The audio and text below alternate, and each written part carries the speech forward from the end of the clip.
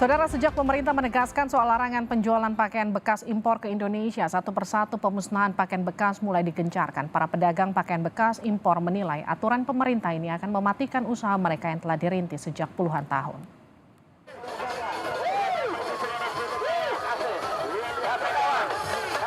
Jual beli pakaian impor bekas marak terjadi di sejumlah daerah. Di Gorontalo, warga saling berebut untuk bisa mendapatkan pakaian impor bekas dengan harga murah dan kualitas yang masih layak. Namun, sejak pemerintah menegaskan soal larangan penjualan pakaian bekas impor ke Indonesia, satu persatu pemusnahan pakaian impor bekas mulai digencarkan. Di Sidoarjo, pakaian bekas impor asal Korea senilai total 10 miliar rupiah di kawasan pergudangan dimusnahkan. Pemusnahan barang impor bekas dengan nilai lebih dari 10 miliar rupiah juga dilakukan di halaman Terminal Payung Sekaki, Kota Pekanbaru Riau. Pemusnahan dilakukan dengan cara dibakar. Pelarangan impor pakaian bekas masuk ke Indonesia disampaikan Presiden Jokowi pekan lalu. Jokowi menyebut bisnis pakaian bekas impor dapat mengganggu industri tekstil tanah air. Itu mengganggu, betul, dan ini sudah sehari dua hari sudah banyak yang ketemu. Itu mengganggu industri tekstil di dalam negeri, sangat mengganggu.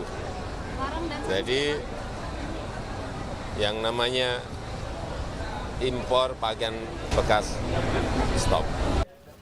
Sementara itu, Menteri Perdagangan Zulkifli Hasan menyatakan seluruh barang bekas dari luar negeri dilarang masuk ke Indonesia. Mendak menyebut impor pakaian bekas dapat berdampak kepada keberadaan UMKM di Indonesia. Ini tidak hanya bekas, masuknya ilegal. Biar masyarakat paham, tahu. Juga yang pengamat-pengamat. Ini kok dimusnahkan sih gitu. Saya tanya, boleh nggak kalau barang ilegal masuk ke sini? Ayo, boleh? Kan nggak boleh. Gitu. Kita harus dimusnahkan. Kalau semua ilegal boleh masuk kan kita rusak dong negerinya. Kedua, tentu kalau ilegal begini nggak bayar pajak, bekas, murah meriah. Ya, itu merusak UMKM dan industri kita. Gitu. Ini kedua. Dagang bekas boleh nggak? Boleh, kalau tidak impor. Boleh. Ya, kan banyak di pasar-pasar lowak jualan, boleh. Tapi tidak impor barang bekas dan tidak ilegal. Oke? Larangan impor pakaian bekas dikeluhkan pedagang barang bekas di pasar Wameo Kota Bau-Bau. Pedagang menilai aturan ini akan mematikan usaha yang telah dirintis sejak puluhan tahun lalu. Sudah jelas, mematikan kita punya usaha. Karena sudah 30 tahun lebih kita menjual barang ini. Kalau kita menjual barang toko, apakah barang toko ini dia bisa laku seperti kami punya jualan ini? Karena barang toko juga semua sudah menjual online semua.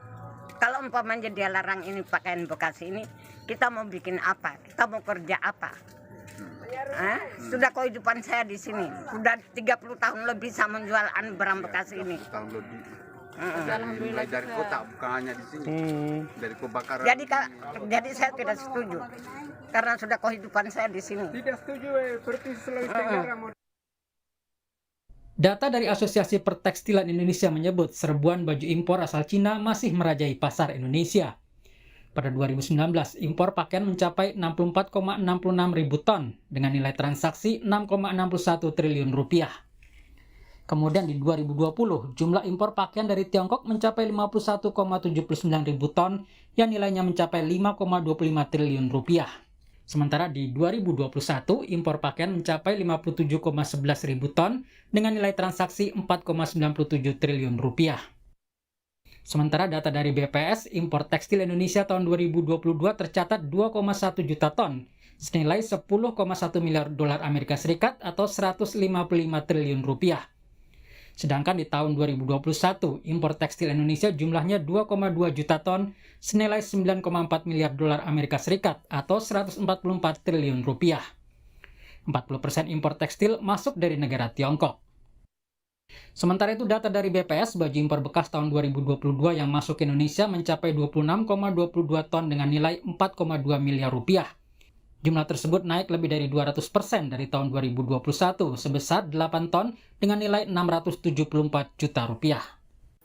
Pemerintah berharap dengan larangan impor pakaian bekas bisa meningkatkan kualitas produk dalam negeri dan memajukan UMKM Indonesia.